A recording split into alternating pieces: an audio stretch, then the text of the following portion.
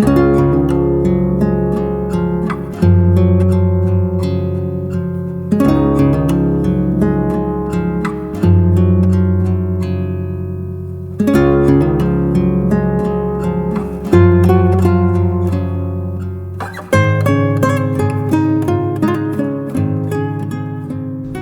get started.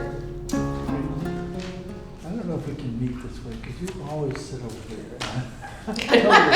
I'm totally disoriented here. Just gonna change it up. You need to come over here. That's right.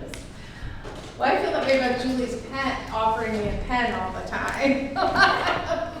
So sorry I offer you one, but I do have one here. Every meeting, I'm always like, Julie, do you have a pen? Okay. We do not have any members of the public to speak, so we will move right along to the minutes of June 10th. Is there a motion?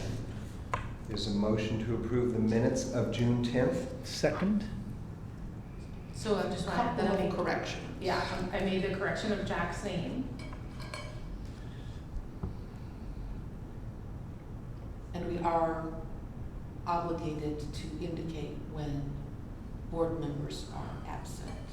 Yes, and I wasn't there. So Wayne wasn't there last time. Okay. Anything else? I could get finicky about language, but it's not worth it.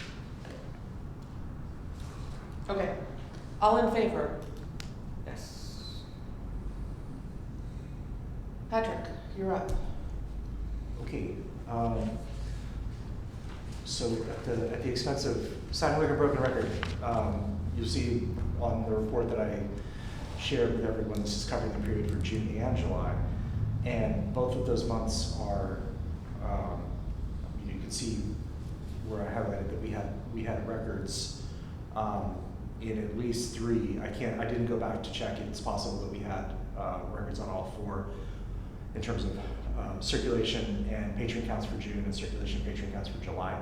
They were huge, and the increases really are, we've been having steady increases for quite a long time, but these increases are just so staggeringly large that they really have,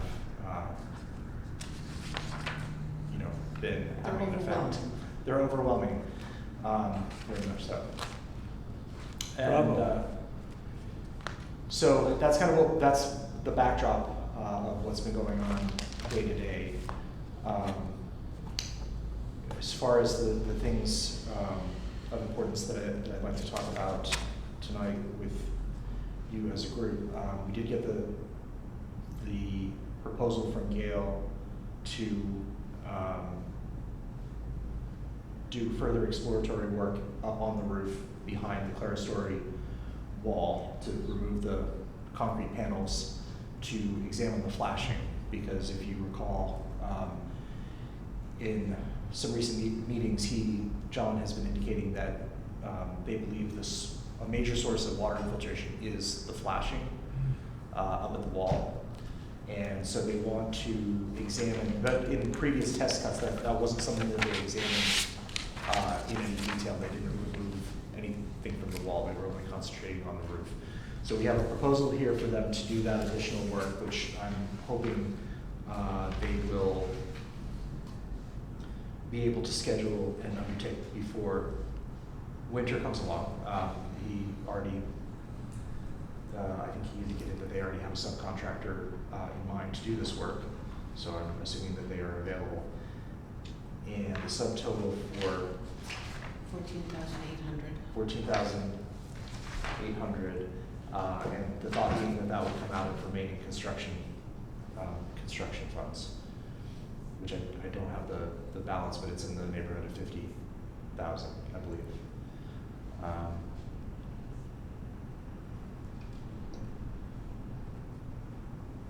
Any thoughts on that?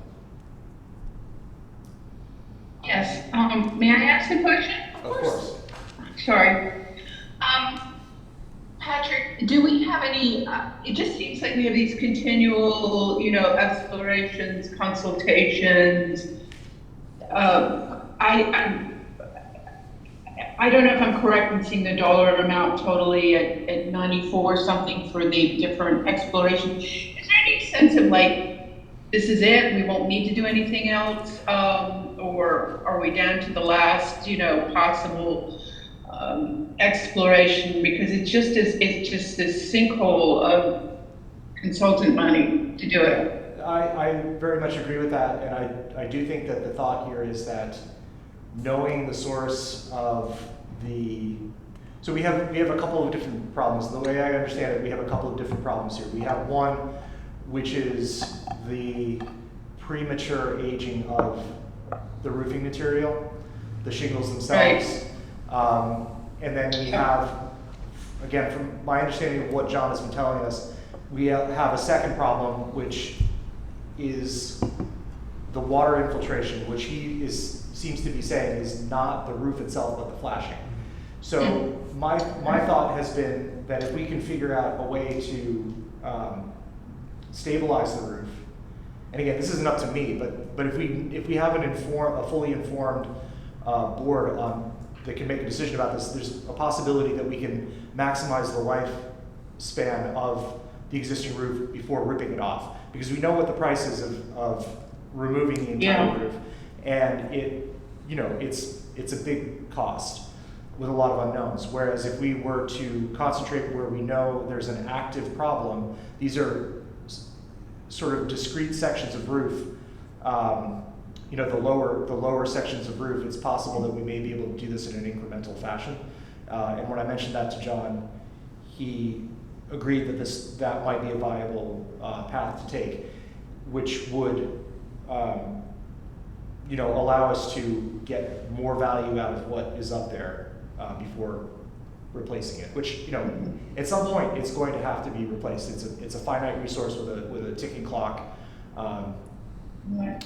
And but we do know we have a problem with the product that's up there. So it may be decided, we may decide that it's just worth it to do it all at once. But I do know that money is a real concern in town right now, and so the timing for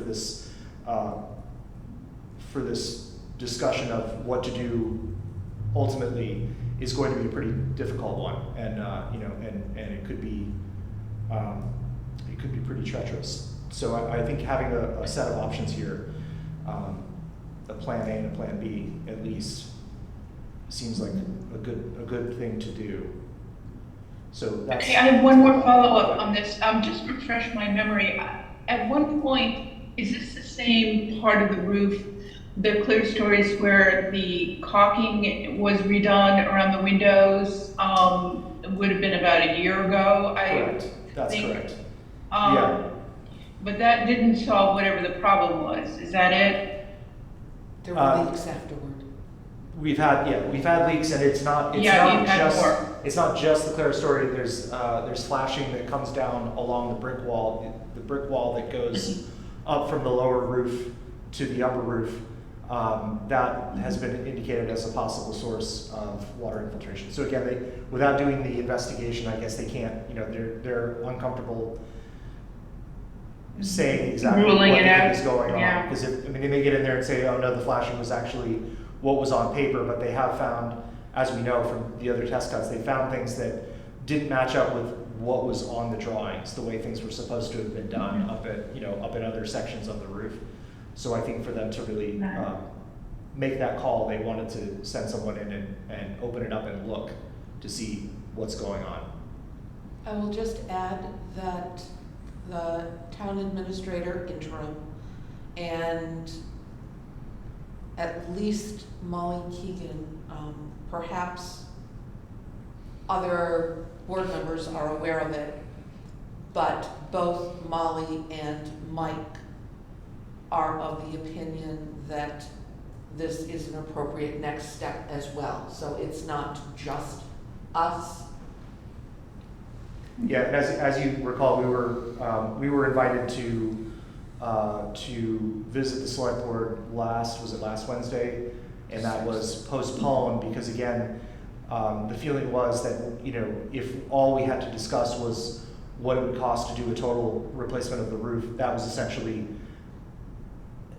going to define the narrative going forward. So we really wanted to have a set of, you know, a fully informed conversation before we went over there and to really talk about this. So that's kind of where we're at. And yes, Mike Mason did agree with the thinking on that. I believe Molly chimed in and said she did as well. So so that's where we're at with that. Go ahead, Wayne. Go ahead. All right, so August, we've had no rain through 12 days. July was the last significant rain when we got about 1.5 inches or so. Did you have new roof leaks at that time? Not that I am aware of, but there are a couple of spots where we had a stain on a wall where water came down, and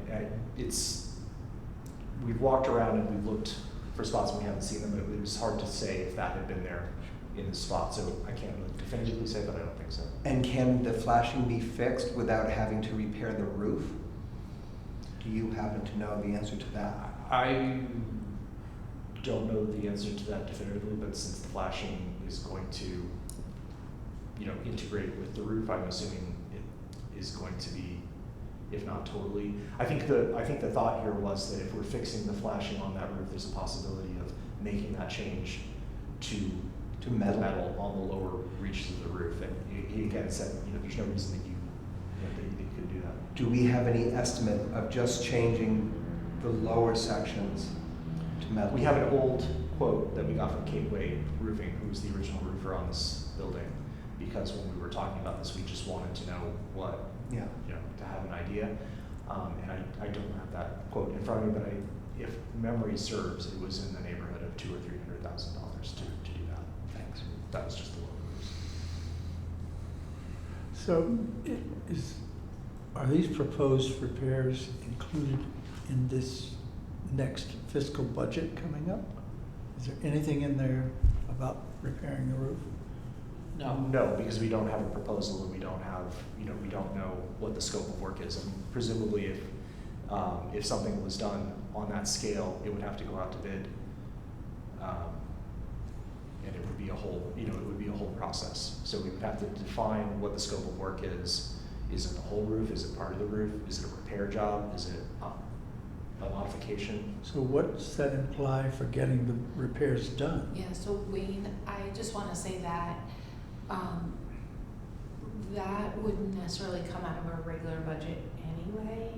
We would gain the funds either by, you know, a Springtown boat, like there would be some other way of getting it that wouldn't have to be part of the annual Operating kind of budget, operating budget. So So it it would has to never be a- come out of that. Have to be a special question that Right, the well, town votes on? there's other options too, we have some fun, like, it just depends on how much it is and where we wanna take it out of. Like, I totally appreciate the question, but it doesn't come out of our regular operating budget, so. Yeah, it would be generally it would be a capital expense, Right. which usually happens in the fall. But again, this is still we're still in the phase of diagnosing the problem, how radical a solution is needed. You know, again, is it the whole roof? Is it part of the roof? And also, you know, I guess determining what can we afford. Well, and if it's part of the roof, what part exactly? Yeah. Yeah.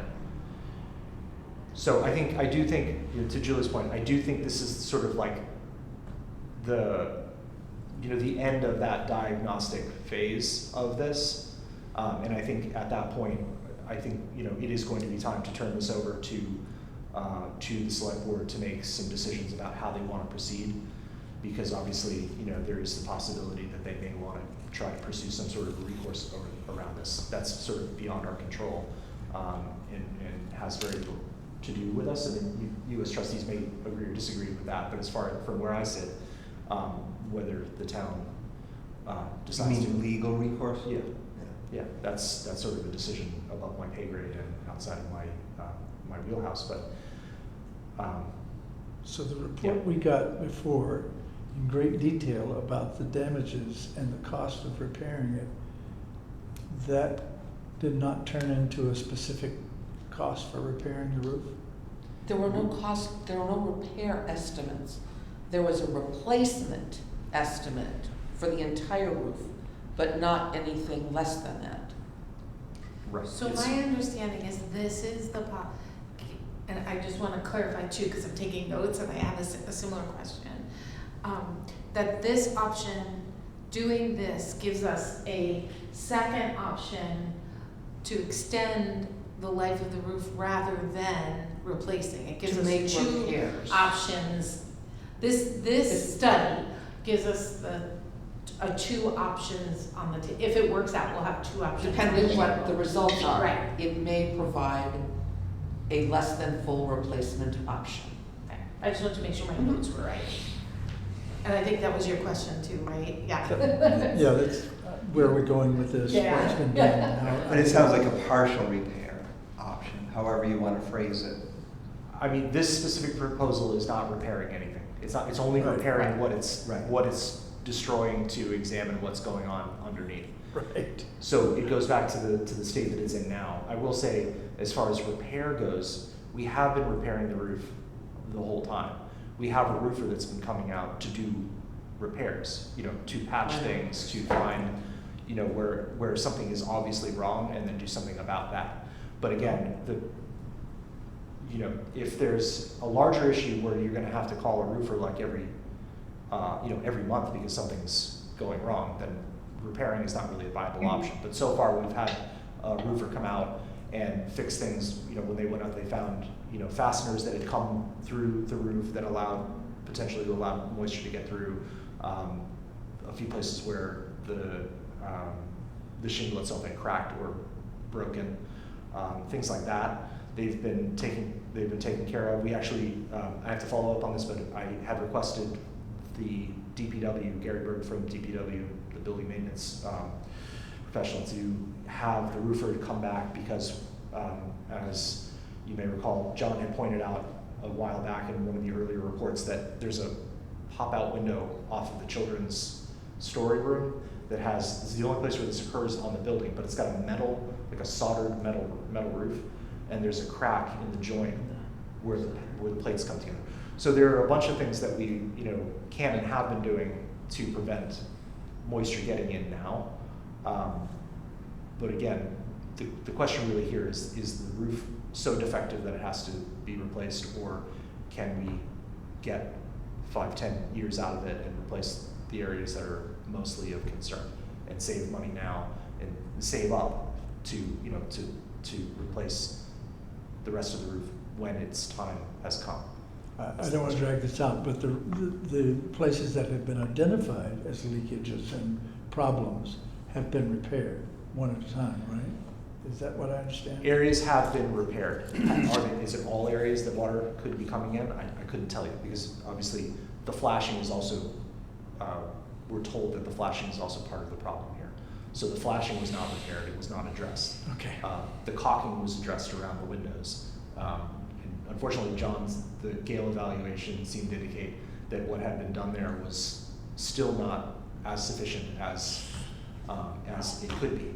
This is the problem with being down on the ground while people are up on the roof. I mean, we're not roofers and we're not window people, but You trust that people are going to do what they say they're going yeah, to do? yeah. I mean, and the people that came and did that work were hired by the town, not by the library, but they were hired by the town. They were, I think, the roofer that has a contract with the town or something. Okay. So anyway, there is there's a lot to be done. And this is just really the next possible step. My other question is, because you've had an increase in patronage over these last 3 or 4 months, is staffing up to that? Or has there been pressure on current staff? The short answer to that is no, and the long answer to that is no. We have been at a point for a couple of years now where we have been needing to You've been short-staffed. add staff. So we're essentially standing still. We're only slightly, I think the figure that I have in mind is that when we were in the Goodwin Library before we moved into this building, we were at 3.5 full-time equivalents. We're now about 4.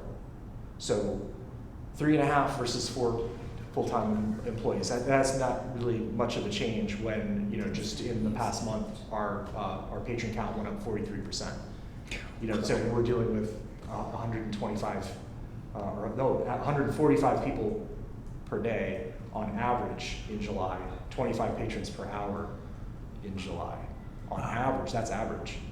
So some hours are busier than that, some are slower, but some are busier than that. So it's been a lot, and we unfortunately are in the position also with the looming possibility of cuts to the budget, where we need to make choices about what services we can offer, because again, we're already up against the limits of what we can do without the quality of what we're doing starting to dip, because there's so much going on at all times that it's very difficult to, when you come to the desk and say, I'd like to, request this material or something, something beyond just a very simple transaction. There's always the possibility that because you said, yes, I'll get that for you, Wayne, and then you help the next person, and then that's lost to the mists of time 10 people later, So we don't want that to happen. We want people to have a positive experience, everyone that comes in to have a positive experience. And we don't want the quality to dip. So how do we address that? We might have to do less. We may have to limit the quantity of what we can do in order to do it well.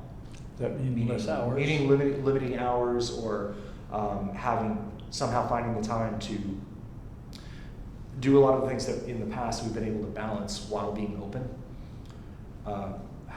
Having to do some of those things behind closed doors, so that when we're open, we're fully on and fully engaged with the public, and yet still able to do our other work, administrative work, or cataloging work, or ordering, or maintaining the collection. And the question has come up on a number of occasions, and I have not had a chance to watch the forum videos yet, but I know the question comes up a lot of, do you use volunteers? Can the library be run with volunteers? And the library does absolutely run with the help of volunteers, which we couldn't do. We would have all given up and locked the doors and run away, because without that help, we wouldn't be able to do it. We wouldn't be able to get the books shelved. We wouldn't be able to get the labels on the new books that come in. So many things. So we are doing that, absolutely. And I think we're trying everything that we can to keep the wheels on, but it's really busy, and it's really tough.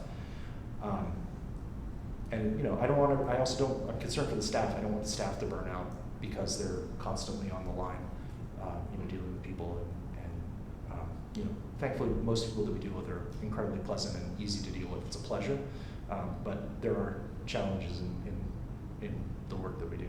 So Even just the volume. I mean, how often Exactly, do you usually yes. come in the library and see 3 people waiting for service at the desk? Right. When you're standing And at the that was desk, anything that's completely reasonable in isolation becomes very difficult when there are 3 people asking you at once and the phone's ringing. That's tough. So those are kind of the conditions that we're facing a lot of the time. And the other thing is that people also, and particularly because we have people that have a lot of seniority, that we have people that have been here for. I mean, Susan Brown's, the assistant director, has been here she's been here longer than I have. She's been here for like 15 years.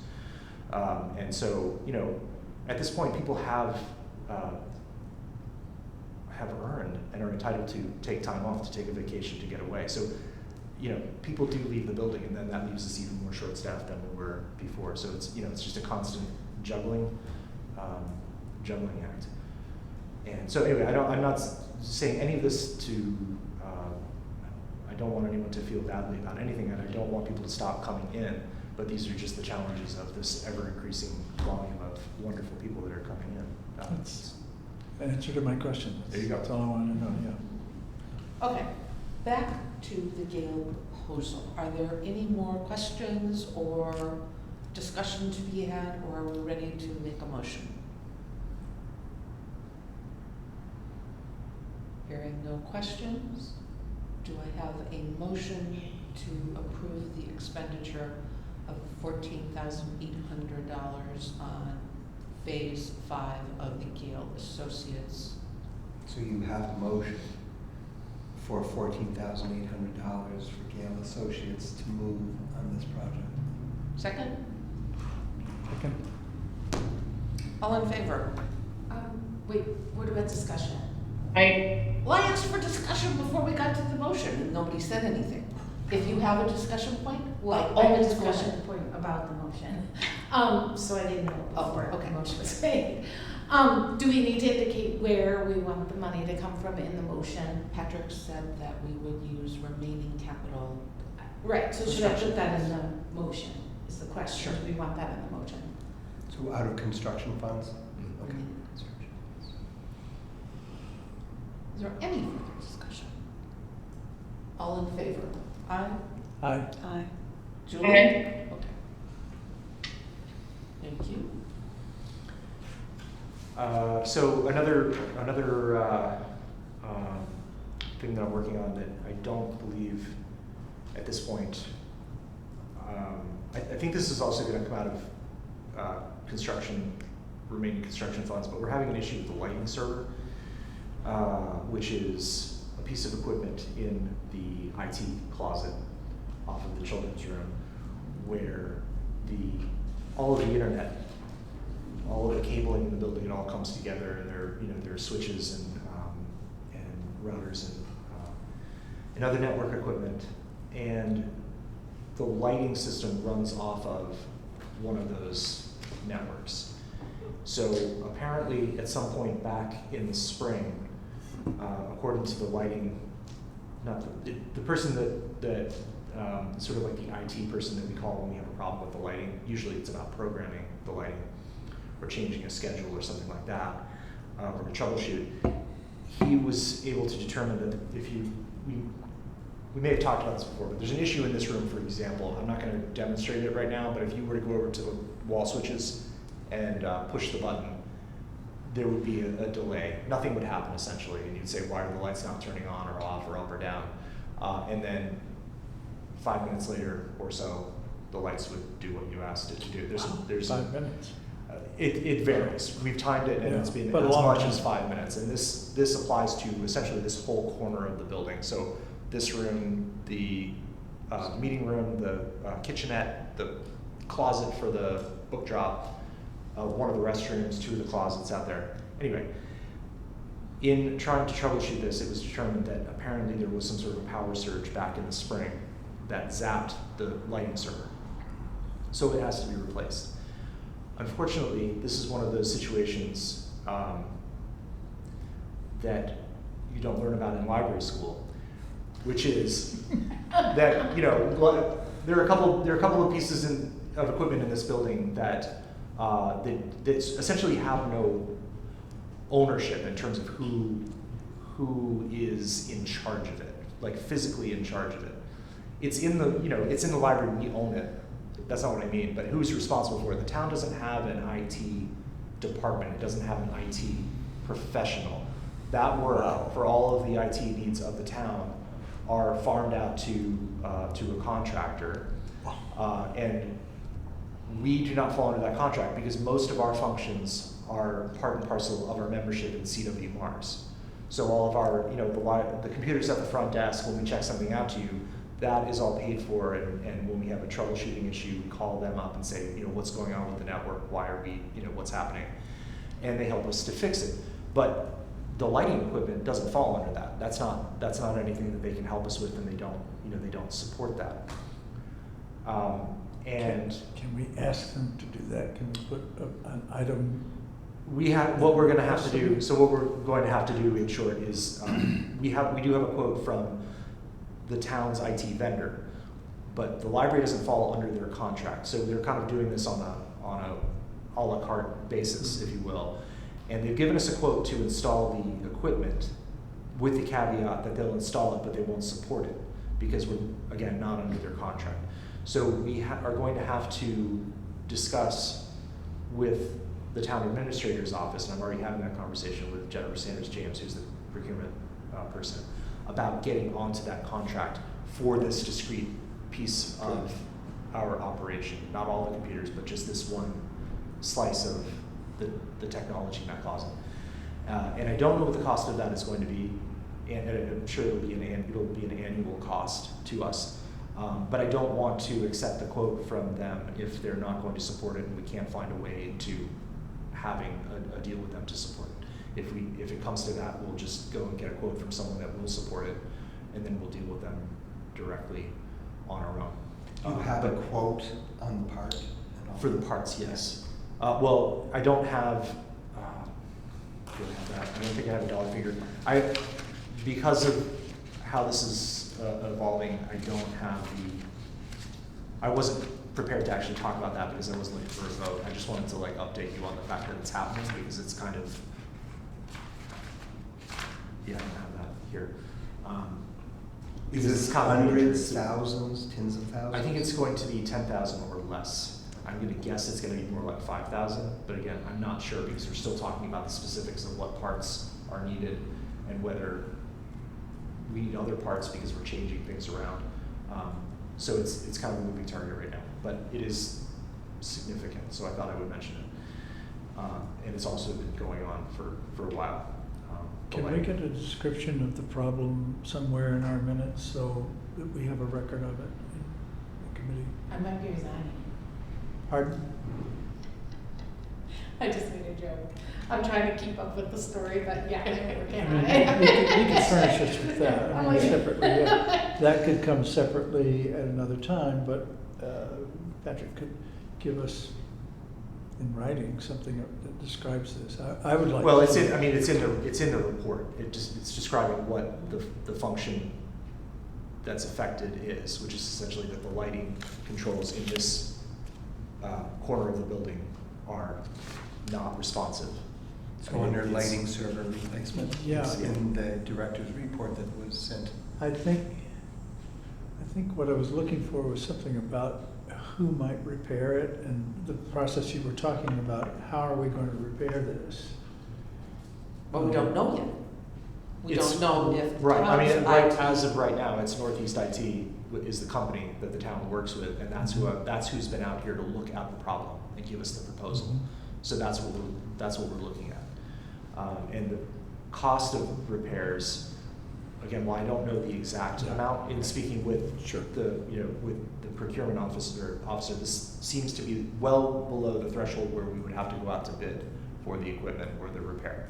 So we are able to work with the existing vendor of the town to have them address it. It's just the issue is about the maintenance of the thing going forward, so that we don't find ourselves a year down the road in the same predicament that we're in now with a piece of sort of orphaned equipment that no one wants to take care of. Because this is not my area of expertise, and I can't do much other than take pictures of it and plug wires in and jiggle them. That's what I've been doing. So. Works about as well at my house. Yeah, exactly. And then the last. Thanks for the update. Absolutely. Yes. The last thing that I wanted to mention here, and then if you have any questions about anything else that I said in here, feel free to ask. But we do have a quote finally from the door company, New England Door Closer Incorporated. It says what it does on the tin. At least there's no question about what they do. Exactly. They were the right people for the job. So they gave us a quote to add the mullion to the center of the door and to modify the lock mechanism, taking it from the top of the door and placing it at the center. It's going to now lock in that mullion. So the lock mechanism on the door is set to lock. The mechanism will poke out and will catch in the middle rather than at the top, because we've been having an issue literally since we moved into this building with the lock mechanism Not really locked. becoming, Right. not jammed, but not engaging with the lock. And we've had people, we've had the door people out, the original door people, and more recently these folks, to look at this. And this is also tied up in the complications of the handicap button on the door and the operation of the mechanical operation. So Would that This is- mullion have any interference if somebody was in a wheelchair? no, because one door itself is wide enough, it's up to in compliance. And I should also add that when you press the button on the wall, only one door opens. So one door is always remaining closed unless someone manually opens it. But as far as the actual code compliance goes, we're in compliance. Okay. And so the total for this modification, which also I will add, there was some question about whether or not they were going to have to replace the whole door because apparently thankfully they're not doing that. But the door itself is somehow warped. There's a warp in the metal door, which I don't know how that's even possible, but there's like a slight, you can see it at the top of the door side by side. One is slightly. It is on the south side. It gets a lot of heat from the sun. Someone said that. I find it hard to believe that a steel door could melt in that way. There's a story about Hopkins. I could tell you they had to actually replace some of the door sweeps summer and winter because it was such dramatic expansion and contraction. You would think it would break the glass or something like that if there's so much pressure on it. But anyway, it is true that you can observe it. Just looking at it, there is a bend there. So the total for that work, if I didn't already say this, is $8,205.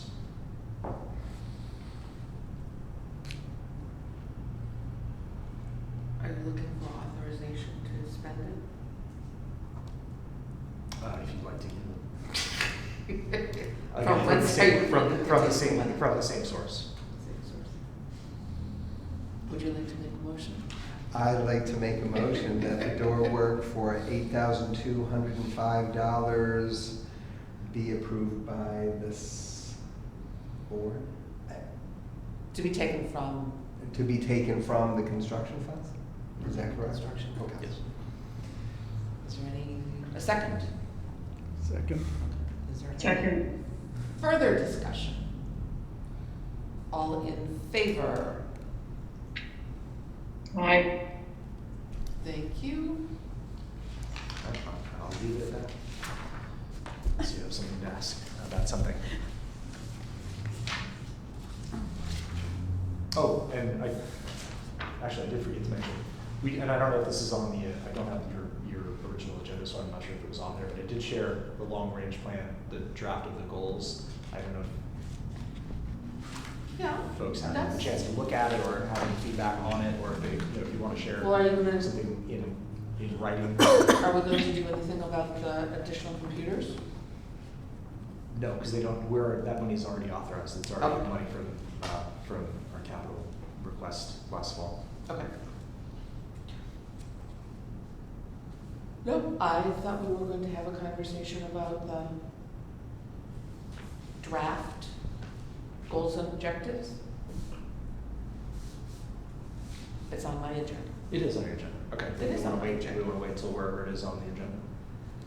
Well, if you're all done, I think we're there. She's talking about the draft goals for you, not the street. Oh, So you're talking talking about about the the long street. range plan. What are you talking about? Long range plan. Okay. Because if we get the goals for the long range plan, from that would flow goals for the director. Sure. Yeah, I see. Yes, so this is only one part of a completed long-range plan document, but to me, this is the most important part of it because it really lays out the roadmap of priorities with some level of specific action items included.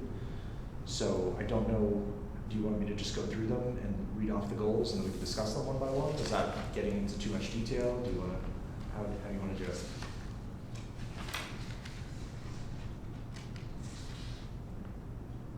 Why don't we just go by section rather than each objective within the context? Sure.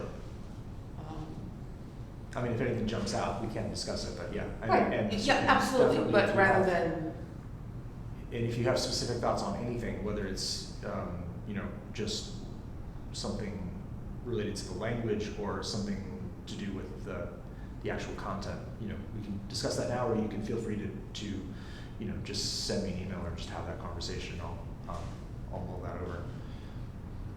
So you can see we've got three main headings. First of which is staffing, services, and collections. And the main goal for that is to develop a robust staffing and service model to meet elevated patron expectations and increased traffic. And so this, dovetails with what we're talking about now of, of having our staffing deployed in such a way that we're able to meet all of the expectations, many of which are in this new library, raised from what they were a number of years ago when we were in the old Goodwin Library, and we were thought of as a more humble operation. Now that we're in this wonderful big building that seems to have limitless possibilities for what you can do in it and with it, there are many more sort of expectations, none of which are unreasonable, and we want to meet them to the extent possible. But again, that means we're actually moving in the direction now of a more specialized type of staffing, which for a long time, one of our strengths was that we had more or less everyone doing a little bit of everything, and we were very much generalists, really because we had to be. And now we're moving into more of a realm where we have people working in distinct realms. So the folks in the youth department, the children's department they're almost in their own, not in their own world, but they have like a very specific patronage. It's generally young children and families, and they're dealing with the expectations of that population, and so it goes. And so we're having more thoughts now about making sure that we have the bandwidth to do all of the things that we've set out to do well. At this point, one of the gaps that I'm seeing is, in spite of the fact that we have 2 people in youth services, we don't really have someone currently, and this is not in any way an aspersion on Julia as the head of youth services, but we don't really have someone that's concentrated on young adult services. We really could have someone now that comes back in and is truly a YA person, and that's really more or less all they think about, and continue to develop that. Likewise, I would like to see, and I have discussed this with this board previously, and the board approved money from the Charlotte Smith Fund to this end to have a position created for adult services, essentially someone to do adult programming, because there's a lot of demand to have more programming for an adult audience. But we don't really have currently the staffing and bandwidth to do much more than what we're doing now. The Friends of the Library are doing a great job. They provide, probably a half a dozen excellent programs every year. But to have the amount of programming that we're offering for adults reach some kind of a parity with what we're offering to children and youth would require another position. There's just no way to do it without that. So that's another thing that we're looking at. Hey, Patrick, is there any reason to sort of seek parity between the programs? Is there a reason to? Well, I think when people are asking for more of a thing, we know that there's demand for it, and we know that generally speaking, when we offer the type of program that we'd like to offer more of, the programs are full. People are coming. We feel like we could satisfy. Are we ethically obligated to do that? No, but we kind of want to satisfy what we think is the demand for the service. So, we'll try. Well, I think maybe parity isn't really the right word. The fact that we need to do more. The question is, as you go along and are able to offer more, yep. What is sort of kind of the saturation point? What are the interests that patrons express? And is there a critical mass of them to make something worthwhile? Right. I think there are a lot of ways to go about this. So possibly that's a poor choice of word, but I think the current status quo is an imbalance. I think it could be more balanced. Not totally balanced, but I do think there's definitely a proportional issue. And so we'd like to work towards that. And I think, again, someone stepping into that role, there are a number of other things that that they could help with as part of their job description. I mean, you know, one of the things that happens in here, you'll notice there's nothing hanging on the wall right now. This is almost like running, you know, it's not high intensity, but it's like running a little art gallery. You know, with scheduling people to come in, helping them to get what they need to, you know, hang their show, and scheduling and such. So that's something that it's not exactly programming, but it's the kind of thing. Essentially, it's almost always adults that are doing that, and that would be, you know, a function that can be handed off to someone in that position. Just for example, I'm only raising that because, again, in terms of a 5-year plan, this is where I would like to see us moving with staffing. So these are just for example, and it may be a while before we can ever even get there. And keep in mind, you might be able to lean on the elementary school and the high school if you wanted to do some youth shows. Oh, absolutely. Around their art. I know you already display quite a bit of it inside. Right. We have a great relationship there, and that's definitely something that will continue. You know, as far as the schools go, I mean, we've been lucky in that regard, but it is hard to break through, you know, what's going on in the school. They're so busy with what they've got going that, you know, kind of us waving from over here. It works when it works. It works when it's beneficial for the folks over there, and aligns with their goals, but it's not always easy to get their attention. Before you move on to page 2, Yeah. sort of kind of in the middle of page 1 under action items, it says conduct a thorough review of Meeting room policy in anticipation of unattended access. So the other thing, you know, one of the looming eventualities of having fully functional front doors, and presumably, I don't have any update on this, but presumably at some point the townwide access system is going to come online.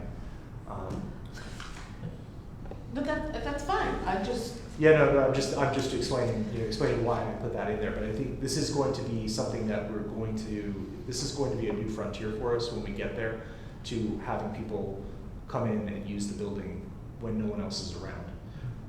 And the question, it's going to raise questions, and it's going to cause problems that we haven't even anticipated yet. You know, I'm not to say it's all problems, but they're just going to be things that, well, I never thought that was going to happen. Well, we have examples of things that have occurred at the senior center when it is being used as community space, Yeah.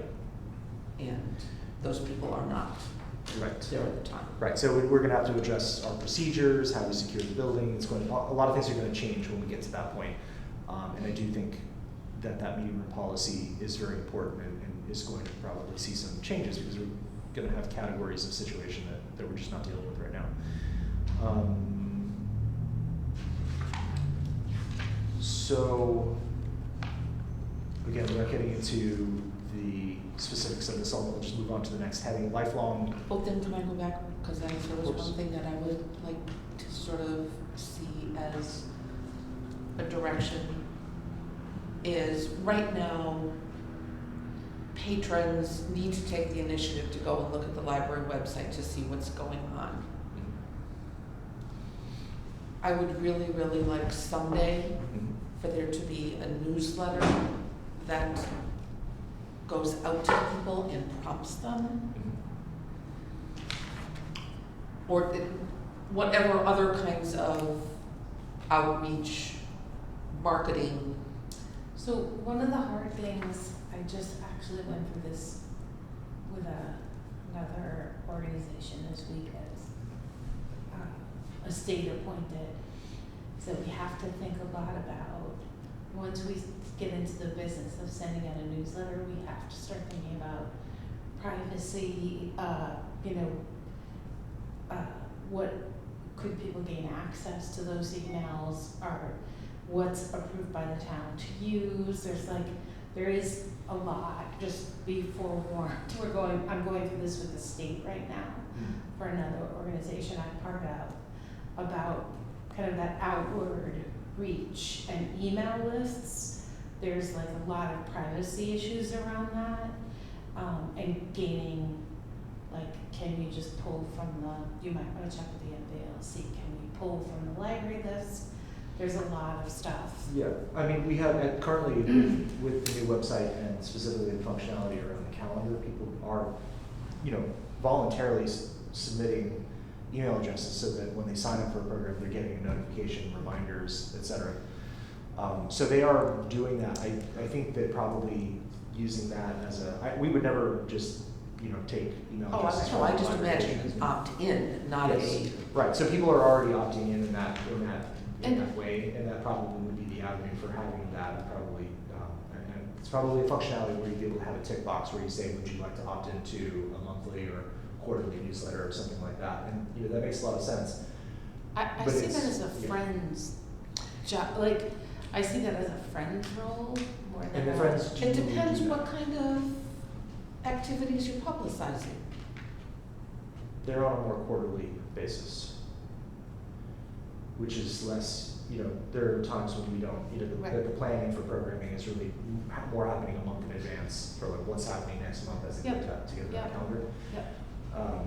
But I take your point, and there's, again, there's functionality both in the calendar specifically that we may be able to work with. There's also functionality in the widget that we use, which appears on the front page of the website, which is called Library, which is something that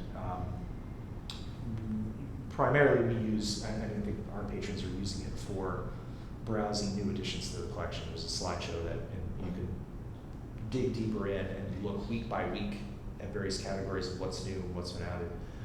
I know there's a lot of other functionality in that I never had time to really to dig into it, but there may be also something related to newsletter functions in there, which I can look at. I think there's no shortage of viable ways to send out a newsletter. It's just that the time. oh, I know, taken in doing that it's, is I know it's not a considerable. possibility right now with staff. Yeah, no, absolutely. But it is Since a good this thought. is the wish list. Yes. If we decided to do that, and I think it should be a discussion whether or not we want to do that in addition to what's going on, then that would bring with it the responsibility to define that and to say to whom it is going, how often it's going, all those details Oh, sure. would come when it's decided that that should be another thing that should be done. It would need to have all those specifics in it. But first would come the decision, we want another avenue of connection with our patrons. And once that decision's made, then you specify what's going in it, how often it's going to be. That makes sense? Yeah, I mean, one of the reasons that I agree with that, and one of the things though that having created the website and having that calendar functionality, one of the things that has not felt like a priority of late, and this may be just a matter of feeling that we're sort of at capacity as it is, but marketing is not, the need to draw more people to programs that are already full is limited. At that point, it just becomes the getting people to get the word so that they can be first on the list rather than last, and that's a lot of work when programs are already selling themselves. Yeah, the statement that always catches my attention is all-time highest attendance surpassing last month's record-breaking number for June. And then July, all-time highest attendance surpassing last month's record-breaking number. And this is the ultimate magnet. It's just drawing in so many people with 3,500 plus. Right. I mean, it's month. in the same way, the finite amount of staff time to again, it is a good goal to have, all things being equal, but at the moment, it remains lower in the same way that it would remain lower to take out paid advertisements in the newspaper to promote programs that, again, don't need paid advertisement because they're already going to be full. So it's sort of like that. But again, having a good newsletter that can have more content in it than simply just date and time, that can have more of a narrative, I think that is a good thing. I do think that is what the Friends have been attempting to do somewhat, although I don't think it's sort of irregular. I think they've been trying to be on a quarterly basis. I'm not sure if they're quite meaning that, but It's pretty effective with some of the word that you're spreading on Facebook. Yeah, the Is social that- media stuff, that- but we also know that like not everyone is on Facebook, not everyone is on social media. Many people, studiously so. So we do want to be able to reach them, but we do have a pretty good mix of the paper calendars that that are created by the youth department. Yeah. I mean that does capture adult programming as well, but by and large it is children's programming. But they do a great job for the folks that just want to grab a piece of paper and go. They do a great job with like printed flyers and stuff that they put up, in the library, and they do a great job with the social media and the. Well, it's interesting because I'll compare this With all due to, respect, I'm saying with all Sorry. due respect. Sorry. I compare this to Leverett Library Yeah. and their outreach program. But they also have a townwide network called Leverett Connects that about 2/3 of the community has signed up for. Yeah. And it's through email and things like that. So it's very targeted where Hannah can just send it out to those people and get the majority of Leverett folks. Hadley doesn't have anything like that. Mm. So, different people have different opportunities Yeah. of how they can connect and the reason for newsletters. Right. Yeah. But I even think that in addition to mentioning events and anything else that's new, whether it's a new online service or we've gotten digitized stuff back from the BPL and this is where you can go look at it. If there's a little bit more just about library, a focus on a library operation or something, but as a way to perhaps connect with people and get interest beyond what is in this for me, but to turn those people into volunteers and to turn those people into prospective trustees.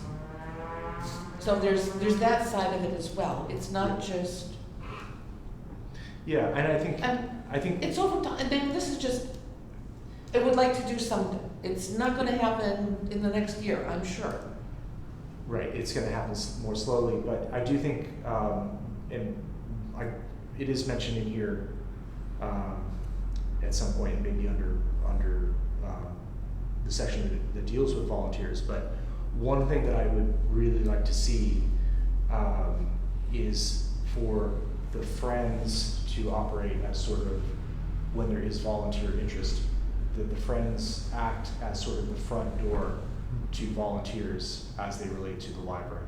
So that when people come in and we sort of try to understand what their interest is, that there's a way for them to get involved, either by becoming a friend at that level, maybe that's as far as their interest goes, but they can also find out ways to be involved with that organization, to help run a program, to help, to join their board, but also for then us to learn about the volunteers that are coming through so that we can have the possibility of having them integrated into our operations. So, and I think those two things are connected because we have people that sort of straddle that line. I mean, we have someone like Marilyn Brown, who's like a dedicated volunteers many, many hours a year, and is also a Friends board member and has been for years, and is involved with all of the organization and planning for programs. I think we need to have an ability to cultivate new volunteers, and as you say, potentially new trustees through some sort of a front door. And I do think the Friends is an appropriate place to do that because, again, that allows that group to sort of act as the welcome wagon to new folks in town, new people that have a newfound interest in the library and getting involved. So, yeah. So, Do you need people to help shelve things like that? In general, yes. We have the reality is that at this point we have a lot of volunteers that are working on that task, and that's something that Sue, she sort of coordinates that. She's the one that has sort of the master schedule of like who's coming when to do those things, and I would say that for the most part is covered.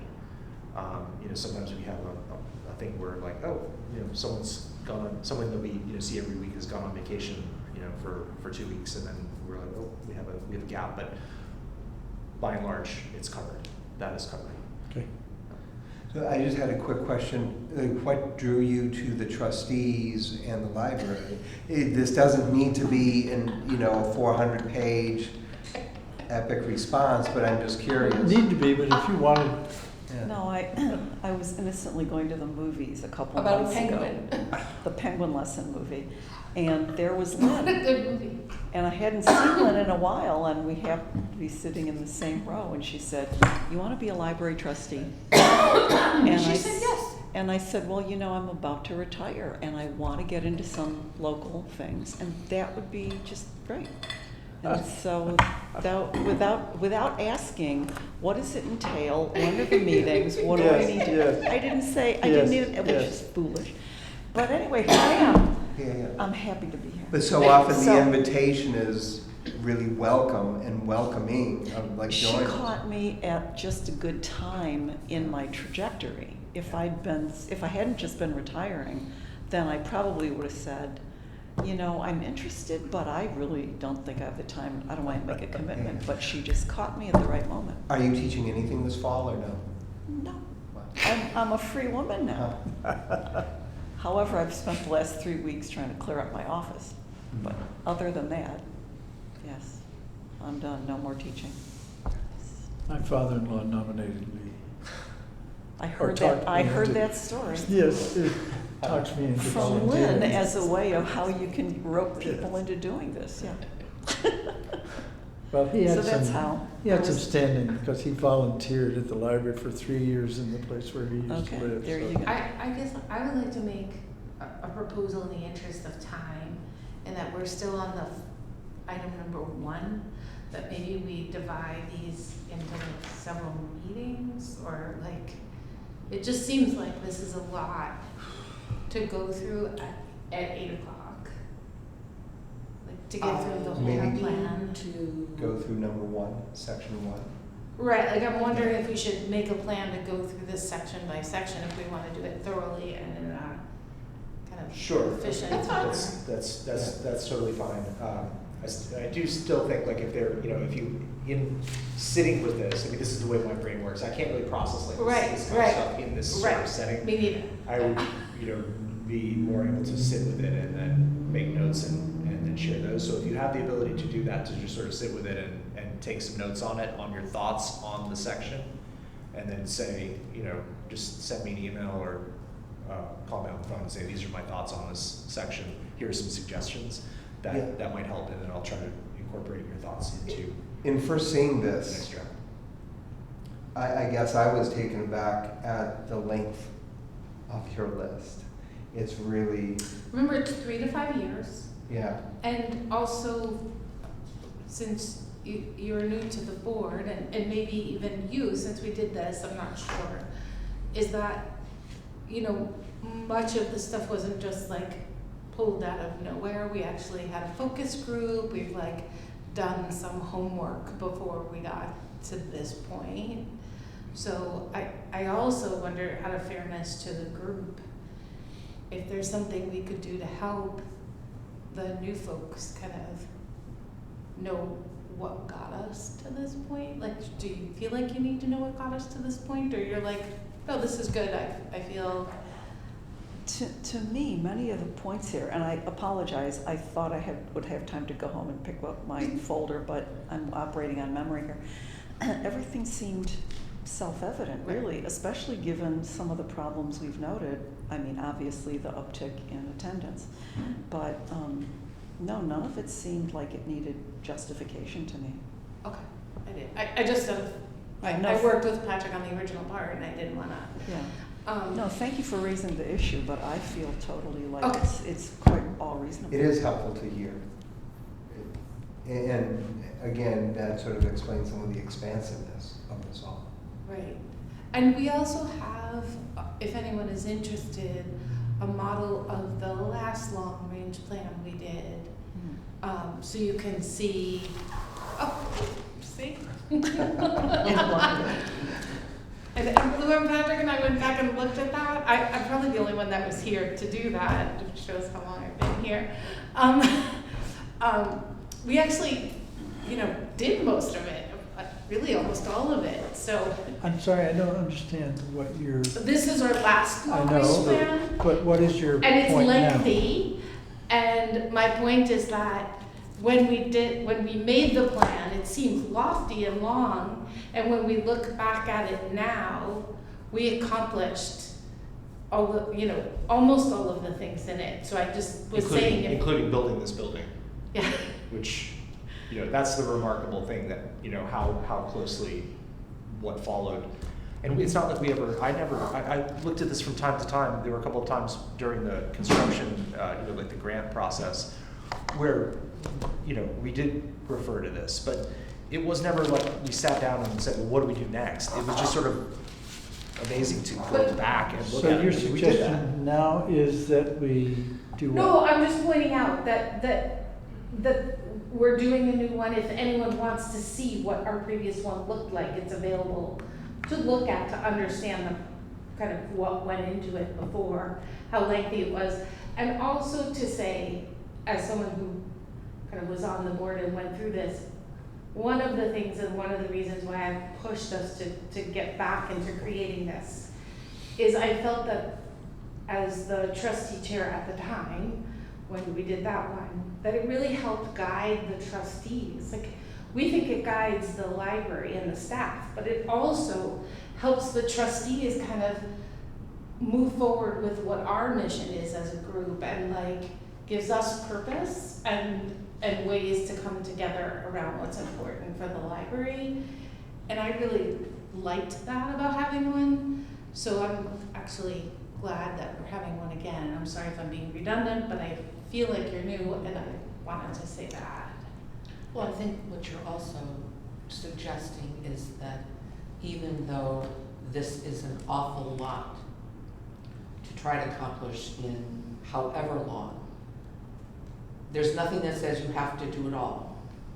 But if you know the direction in which you are going, and if you can make some progress, there's definitely value in that. And I think it brings volunteers, Jack, too, because it gives everyone a purpose, right?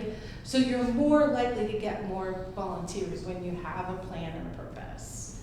So I think there's a lot of, really Well, it great. also So helps is- to direct volunteers Yeah. toward activities that would further the goals, Yeah. rather than necessarily just putting a label on or putting a book on a shelf. Are you talking about the strategic plan? Yes. Are we there? That's what we're talking about. And is there a proposal to do a strategic It's plan? right, that's already- what we're talking about. that's what we're the actual reviewing now. strategic I plan. see. Yeah. Okay. Yeah. Can you just remind us, how many years have you been director now? 10, since 2014. I usually have to ask Claire that question, and she'll remember Oh, but to she her was time. here there, right? We Well, had a she slight was comment during- on that. During the transition pass, yeah, so, Okay. Are there more points that we would like to go over in the first section? Thank you for sharing.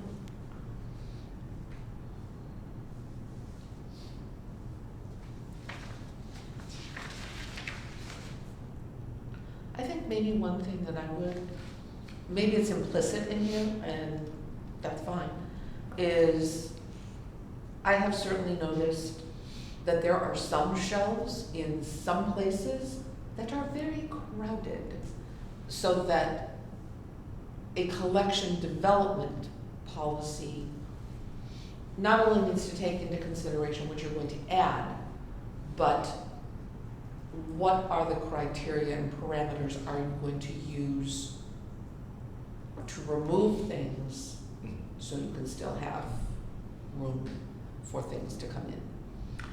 Yeah, I mean, we have a general criteria for that. It's more that it rarely rises to lately to the level of priority. Oh, So, yeah. Yeah, so But- it's something that that we're able to, actually, you as our our Are you the leader? newly trained reports guru, You're not the leader? you can run our dusty report, and we'll see what's on the shelf that maybe is overdue for removal. Is that the official MLBC That's the name? title. Yeah. Dusty, Yeah. Dusty, Yes, Dusty. that's the title. Is it Dusty? I can't remember. It's Dusty something. Is it Dusty? Is it That's Dusty very title funny. or Dusty? Yeah, but it's the Dusty report. So yeah, there's a report for that, and you just.